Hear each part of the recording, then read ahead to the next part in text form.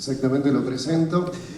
Y en segundo y último conferencista estará a cargo de Arnaldo Bocco, director del Departamento de Economía y del Observatorio de la Deuda Externa de la Universidad Metropolitana para la Educación y el Trabajo. Fue director del Banco Central de la República Argentina, presidente del Banco de Inversión y Comercio Exterior, asesor del Banco Nación de Desarrollo en Brasil y vicepresidente de la Asociación Latinoamericana de Bancos de Desarrollo. Lo recibimos con un aplauso.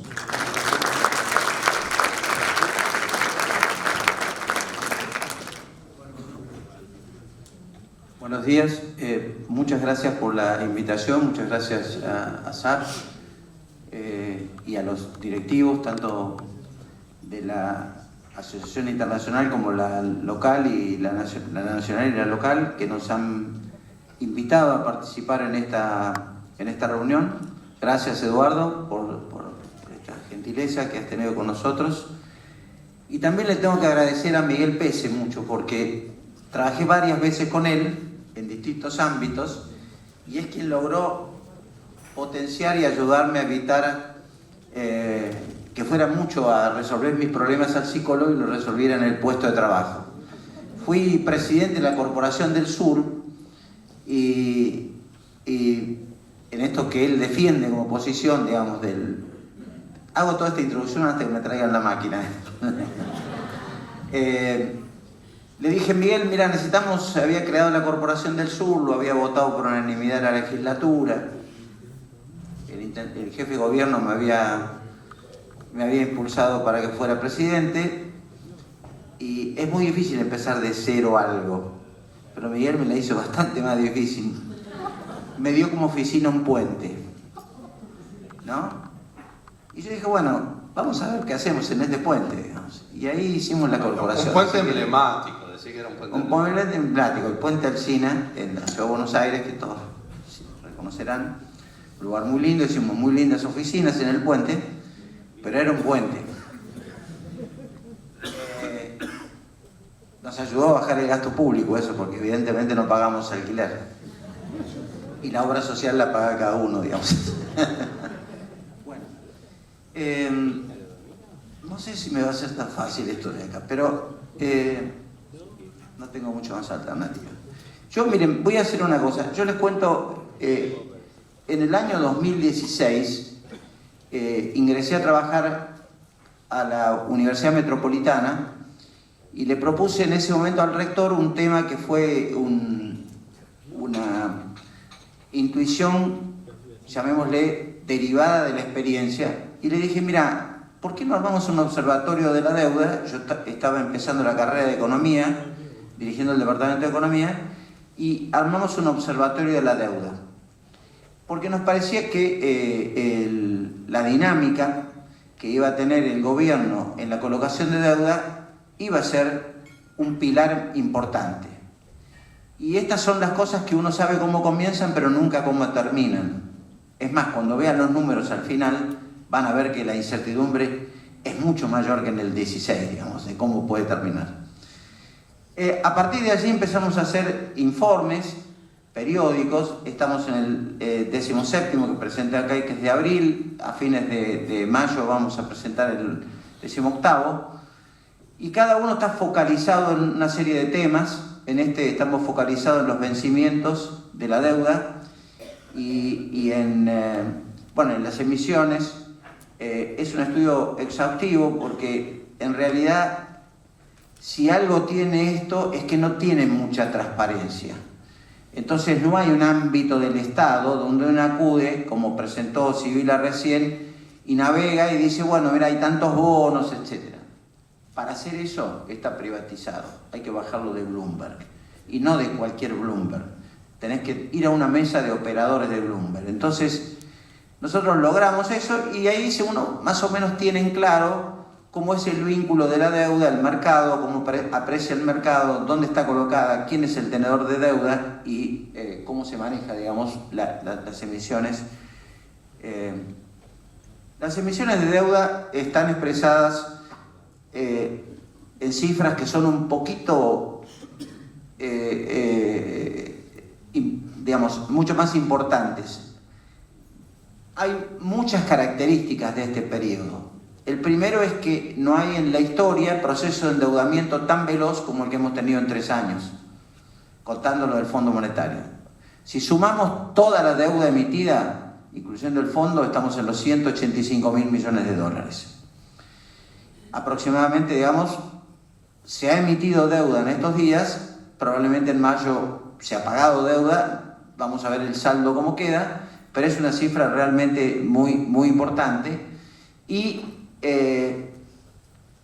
fue un pilar permanente del gobierno porque el gobierno usó en el inicio de su gestión un cambio de paradigma de política económica muy fuerte, que fue resolver el tema de los fondos buitres, resolver básicamente un obstáculo que sintió que era necesario y que además se sintió asociado a la necesidad de dar por caído, digamos, un problema estructural que a su juicio venía teniendo la Argentina.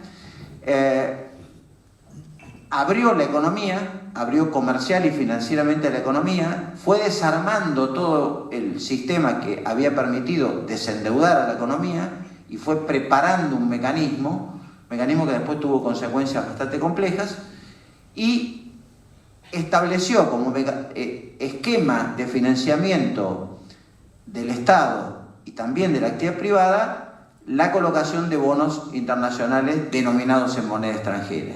Y ahí voy a un punto que planteó Miguel Lay recién.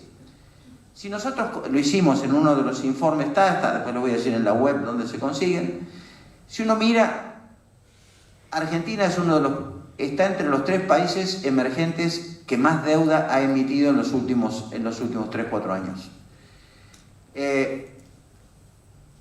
Pero tiene una singularidad respecto a países equivalentes. El grueso de los países del tipo de la Argentina no emite deuda denominada en moneda extranjera.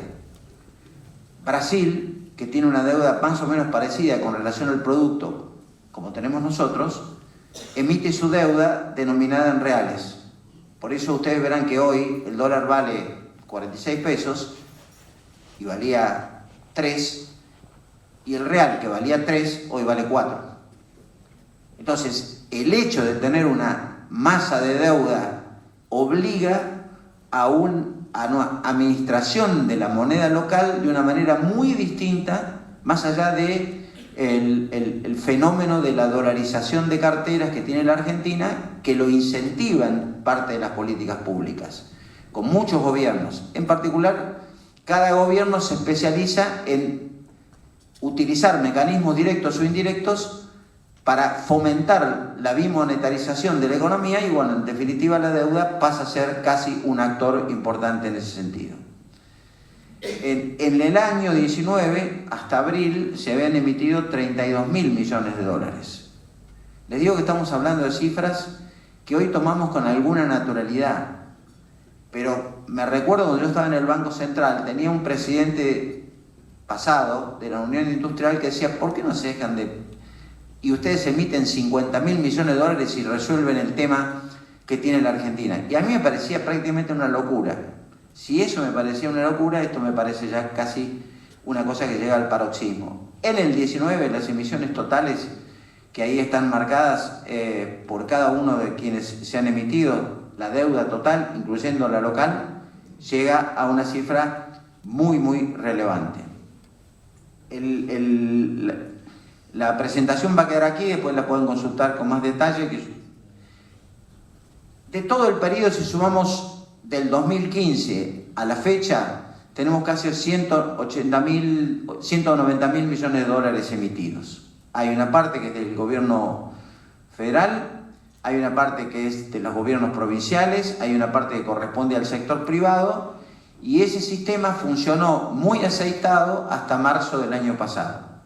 A partir de marzo del año pasado, Argentina tuvo una tarjeta naranja, y no necesariamente de crédito, de parte de los inversores, y esa tarjeta significó el final de un ciclo de endeudamiento acelerado, porque los inversores determinaron que la vulnerabilidad, y es la palabra que usan los inversores y el Fondo Monetario, de la economía argentina hace imposible seguir financiando una economía que tiene los rasgos que caracterizan a esta economía que tiene inflación alta, caída del nivel de Producto Bruto, desocupación, aumento, digamos, de pérdida del mercado interno, pérdida de capacidad de compra y una serie de fenómenos asociados al marco económico que impiden pensar que hay sustentabilidad fiscal para atender los compromisos que tiene la Argentina de aquí hacia adelante. En ese momento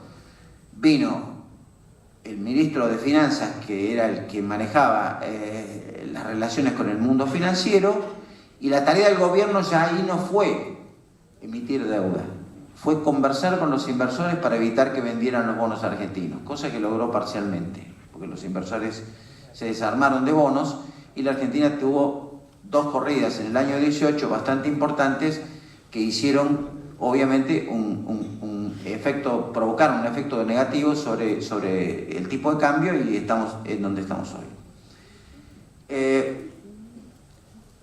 Casi diríamos el 86% de las emisiones que tenemos son del Tesoro Nacional, son relevantes. Miguel citó un caso recién importante. Nosotros pagamos una tasa de interés promedio de toda la deuda que es el doble de lo que paga Colombia y Perú, el triple de lo que paga Chile y el 50% más alta de lo que paga Brasil.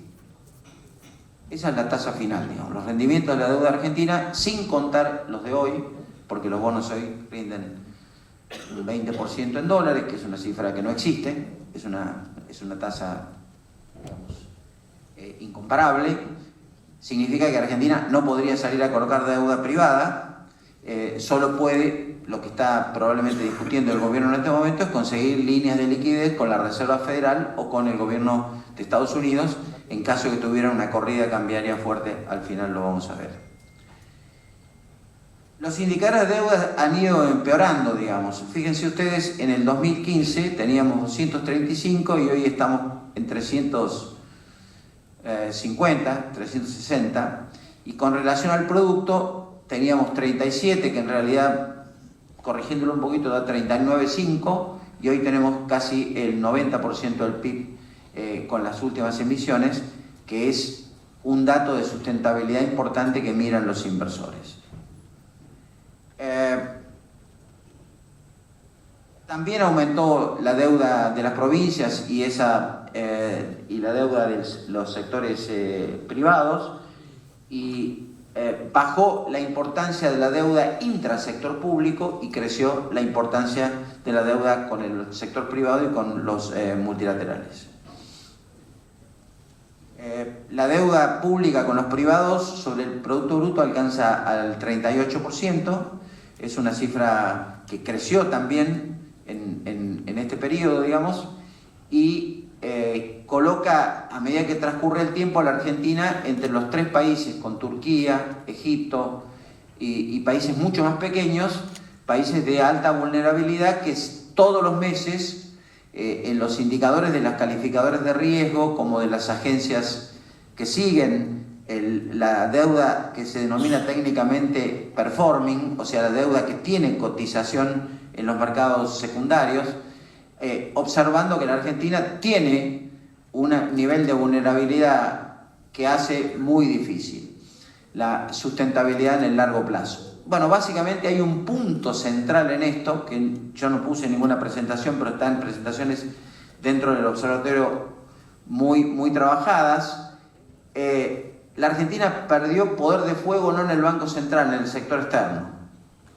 Primero porque hay una fuga de capitales, que ahora la vamos a ver, muy relevante, que atenta contra la tenencia de reservas y que en definitiva estimula las colocaciones adicionales que se fueron haciendo. Y el segundo punto es que cayó el nivel de exportaciones. Cayó el nivel de exportaciones y subió el de importaciones. Entonces la máquina, para expresarlo en términos empresariales, generadora de dólares de la Argentina, se debilitó, perdió mercados internacionales. En la época que me tocó compartir el directorio del banco con Miguel, teníamos el seguimiento semanal y diario del mercado, y a mí me sorprendía una cosa, que al final del año, salvo un año o dos que tuvimos casi 17.000 millones de superávit, teníamos más o menos 11.000 millones, entre 10.500 y 11.000 de superávit. ¿Y de dónde salía ese superávit? Nosotros tenemos tres grandes agujeros que son por donde se fuga el comercio exterior. Primero es China, Estados Unidos y Brasil. Cerrás un poquito la brecha de comercio en cada uno de ellos y mejorás considerablemente la posibilidad de tener una administración del comercio exterior razonable. Bueno, lo hemos crecido, la brecha se ha agigantado, salvo con Brasil, que se ha achicado precisamente porque parte de ese déficit argentino es el comercio automotriz. En la medida que el comercio automotriz se expande en la Argentina y se desindustrializa la composición nacional, aumenta el déficit con Brasil en el sector externo. Ahora, el punto de fondo es que nosotros los 11.000 millones lo hacíamos en América Latina. Nuestros grandes proveedores de recursos era la exportación de origen agropecuario e industrial que la Argentina hacía. 1.000 millones a Uruguay de superávit, 700 a Paraguay, 1.000 y tantos a Bolivia, 1.700 a Chile, un promedio de 1.300 en los países andinos, llegamos un año a 1.700, pero pongan más o menos unos 1.100 millones Venezuela, y así hacia Centroamérica y México, con quien teníamos un acuerdo comercial extraordinario que permitía exportar automotores como si México fuera parte del Mercosur. Es decir que eso explicaba prácticamente el 80% del superávit. Y hoy hemos perdido muchísimo de ese comercio porque la Argentina no ha tenido una política comercial externa agresiva. Entonces dejó de capturar nichos de mercado que fueron reemplazados por otros competidores. Incluso, hay una entrevista muy interesante que el diario La Nación le hace al presidente de Toyota Argentina, que para mí es una de las empresas más sustentables que tiene en el campo automotriz, donde dice que él tenía contratos con Toyota México para exportar su camioneta y que en realidad es más cara producirla en la Argentina que en Tailandia, entonces no puede competir con la filial de Tailandia de su propia empresa. Y toda la producción de camioneta que estaba planificada para México la tiene estoqueada en Campana, provincia de Buenos Aires, porque evidentemente no puede competir con Tailandia, que vende la camioneta 15% más barata que lo que vende Toyota Argentina, afinando los números. Quiere decir, la Argentina tiene un problema comercial externo y no tiene política comercial externa. Entonces, en la medida que no tenés política frente a un determinado tema, la acumulación de problemas en ese sector te va a traer como consecuencia un empuje a salir a resolver el problema por la vía del endeudamiento externo, que es la peor solución que a mi juicio se puede tomar en un país como la Argentina con 8 default en la espalda.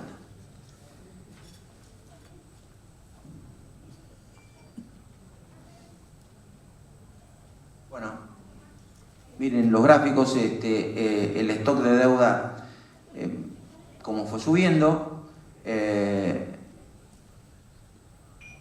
lo mencionamos recién con relación al producto. Bueno, no sé. Tema de fuga de capitales. Nosotros cuando empezamos a analizar el tema fuga, vos tenés, cuando miramos el tema fuga, está, por un lado, lo que el Banco Central utiliza, una fórmula, Miguel va a entender, rodrigueana, que era por el señor Rodríguez, que era el gerente de exterior y cambios del banco, que le llama formación de activos externos. Muchachos, esto es lisa y llanamente compra de dólares y billete, punto aparte, digamos. Pero bueno, en el fondo, mirado en el largo plazo, Rodríguez fue un héroe, fue un patriota, digamos, con relación a las cosas que estamos viendo y que vimos en la Argentina. Nosotros incluimos los giros al exterior como fuga y también un tema que ahora se ha morigerado un poco, pero que fue tremendo, que fue el déficit de la balanza de turismo. Gran pelea tengo con muchos economistas que asesoran el mundo del turismo porque dicen que no es fuga, pero bueno, evidentemente si vos tenés 8.000 millones de dólares anuales que tenés que financiar por consumos en el exterior, con tarjeta, hotelería, compra de electrónica, etc., si no se llama fuga, le pegan el poste, porque en realidad es consumo interno, que lo estás haciendo en el exterior y necesitas dólares que no tenés y que tenés que endeudarte para poder pagarle el turismo de la clase media alta a la clase alta. Entonces, si mirás los números sociales que ayer se pusieron, los educativos, digo, evidentemente tenés que hacer una selección. No estás en China, que tiene la posibilidad de crecer a tasa del 6,5% anual en la Argentina y mantener una guerra comercial con la primera potencia histórica del mundo y jugarle de igual a igual las pulseadas que se le ocurre. Vos estás en la Argentina, un país débil, que realmente tiene problemas muy severos estructurales y que en realidad se expresan todos estos problemas en las inversiones, en la inversión pública, en la caída, digamos, de tenencias locales y el hecho de que cualquier inestabilidad te lleva a que haya un ataque contra el peso que termina siendo la compra del stock de activos físicos en billetes. Esto que se señaló.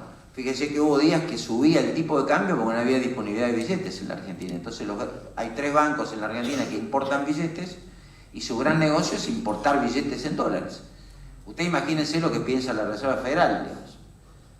Somos el primer país en tenencia de dólares, superamos a Rusia, que es el país que más dólares tenía, con una población un poco más grande, una territorialidad un poco más grande. O sea, hoy somos el país, tenemos una ventaja para los que no nos gusta la dolarización. Para un país como la Argentina, dolarizarla significaría que la tenga que votar el Congreso norteamericano. Espero que ese día haya buena asistencia de los senadores y diputados para evitarnos un dolor de cabeza como el que tiene Ecuador, que después que entró al túnel no puede salir más. Ahora viene lo interesante. Fíjense cómo vencen los perfiles de vencimiento de deuda. Nosotros tenemos cuenta de almacenero, 40.000 millones de dólares el año que viene, 40.000 millones el 21, y tenemos un vencimiento muy importante en el 2012 y en el 2013 que supera estos números. Entonces, perdón, disculpen. No, es un lapsus. Es un lapsus. Y no estuve ayer en Buenos Aires, estaba acá. Así que, estamos hablando del 22, del 20 al 23, Argentina tiene que poner el pecho aproximadamente a unos 180.000 millones de dólares. Una cifra que habla sola, me exime de cualquier comentario. Entonces, bueno, ahí mirás la macro, es esa, mirás la micro, puede haber negociaciones, está claro que Argentina va a ir a una negociación, pero también está claro que con esos vencimientos, los tenedores de bonos extranjeros en la Argentina, cosa que antes no hablaban con nosotros, seguramente Miguel recibirá gente que viene del exterior, nosotros recibimos gente que viene del exterior, sin ir más lejos, nosotros compartimos un club ahí medio politizado con Miguel, que nos piden entrevistas, las calificadoras de riesgo, los inversores americanos. Bueno, ¿qué va a pasar en la Argentina? Entonces, todo el mundo está inquieto y vos sabés que cuando están inquietos se desprenden de los papeles y los papeles te hacen el recorte del valor facial de la deuda y ya tenés un recorte de entre 20 y 40%. O sea, si te sentás a negociar, el que retuvo el título sabe que ya de movida perdió, no sé, 20%. Entonces, es un tema central en cómo lo va a encarar este gobierno si es reelecto u otro gobierno si viene, porque obviamente estos números seguramente van a ser desalentadores de una continuidad de una política de endeudamiento con la que hemos tenido hasta acá.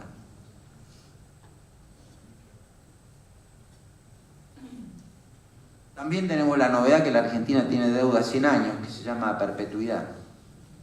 Un hecho simbólicamente negativo, porque realmente haber colocado esos 1.000 millones a 100 años y haberlo hecho de las Islas Caimán, la verdad que no nos deja muy bien parados en el mundo.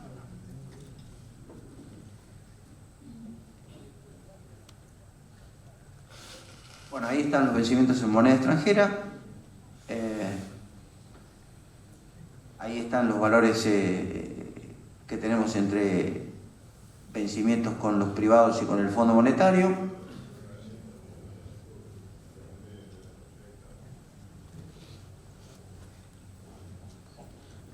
El gobierno de Cambiemos es el que más deuda ha emitido de la que vence en el periodo, digamos, de los próximos 4 años, que son los que va a ocupar bastante parte del tiempo del gobierno que venga. También hay un tema con provincias que hoy están fuera del circuito de la deuda. Hay problemas con provincias que han emitido deuda pequeña. Hay provincias que tienen regalías petroleras, que de alguna manera tienen bonos que se han mantenido, otras que han logrado una situación fiscal como Córdoba muy mejorada con relación a hace 4 años atrás o 5 años atrás, y tienen posibilidades diferentes, bonos que se han mantenido. Aquellos que tienen bonos vinculados con el petróleo todavía tienen posibilidad de salir al mercado, pero evidentemente el riesgo soberano está afectando a cualquier esquema de financiamiento, salvo colocaciones con los organismos multilaterales, llámese CAF, BID, etc. Dicho sea de paso, no estamos yendo al lugar donde está la plata, ¿no? Vamos a competir contra Tailandia, vamos a competir contra Sudán, vamos a competir contra Haití. Donde está la plata grande hoy es en otro lado.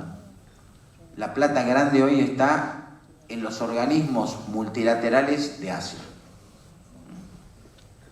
Se ha desarmado el Banco de los BRICS porque los países que lo fundaron entendieron que había que frizarlo, y se ha armado un nuevo banco que se llama Banco Internacional de Inversión en Infraestructura, con sede en Shanghái, que tiene 150.000 millones de euros de patrimonio, que lo integran casi todos los países asiáticos, más Italia, España, Gran Bretaña y ahora recientemente Alemania. Con esto quiero señalar, hay un camino que empieza en el marco del esquema del rol que están jugando los países asiáticos y en particular China con la nueva ruta de la seda comercial y la integración comercial mundial, empieza a jugar un rol importante, y para eso América Latina está empezando conversaciones, no Argentina. El domingo, no este que pasamos, sino el anterior, hubo la primera reunión en China de este grupo de países que integran, y hubo 130 presidentes. El único presidente latinoamericano invitado fue el presidente de Chile. Entonces quiero decir, el mundo transita, nos estamos perdiendo 8 años, ya vamos 8 años atrás del mundo. El mundo avanzó en un sentido, avanzó en un sistema de inversión en infraestructura. China está financiando a 99 años programas de infraestructura de alto vuelo en todos los países que integran estos esquemas. Es obvio que tiene intereses comerciales y tiene intereses muy fuertes en términos, digamos, de disputarle poder al resto. Acaba de hacer un acuerdo especial con Italia, que significa un gran enfrentamiento con la Unión Europea, pero bueno, Italia ha hecho un acuerdo comercial especial, estratégico, con China, y naturalmente es el poder de una disponibilidad de recursos mayores, digamos, ¿no? Bueno, yo para terminar quiero decir, tenemos una situación compleja, tenemos una situación de alta inestabilidad en el mercado local. La deuda, que fue un pilar de un tránsito de política macroeconómica, se está convirtiendo en uno de los principales problemas que generan la inestabilidad por la cual se tomó la deuda que se pensaba que iba a resolver. El segundo punto es que en la medida que esto no se congela, la apreciación que tiene el mundo sobre la Argentina y en particular el mercado de capitales, que es el ámbito en el cual tenés que resolver esto, es una apreciación que va bajando los grados de calidad en la reputación del país ante futuros endeudamientos. Y tercero, diría, de conversaciones que tenemos con los líderes políticos, te das cuenta que nadie quiere llegar a un default como el del 2001, ninguno quiere hacerlo, todo el mundo está pensando que Argentina tiene que ir a un proceso de renegociación, pero también debo decirles que mi impresión personal es que los políticos que tienen que conducir esta etapa tienen que hacerlo con el cuidado del caso, porque esto requiere dejar el miedo fuera de la toma de decisiones y poner mucha valentía. Me hizo acordar mucho a Carlos Pellegrini cuando fue convocado para liderar los destinos del país y se juntó con los dueños del poder de la época. Le dijo: ¿cuánto va a poner cada uno de ustedes para sostener una política de un gobierno? Bueno, yo les doy 2 horas. Díganme qué van a hacer, si van a poner o no van a poner dinero, porque si no ponen, yo no tengo ningún interés en tomar la conducción de nada que sea riesgoso en la Argentina. Entonces, ¿qué implica esto? Implica una discusión muy a fondo de qué país queremos, qué Argentina queremos, qué pacto para transitar esto queremos llevar adelante, porque si no hay, obviamente, un acuerdo de partes, es muy difícil que el sistema mundial, donde quienes toman decisiones por comprar o vender bonos no tienen idea de la historia, la política, la cotidianeidad, y acá hay amigos y compañeros que han ocupado cargos muy relevantes en la función del Estado, saben que la volatilidad que tiene una situación de crisis puede ser muy difícil si no es bien conducida como uno entiende que debe hacerse en estos casos, además de profesional políticamente. Bueno, muchas gracias por esto.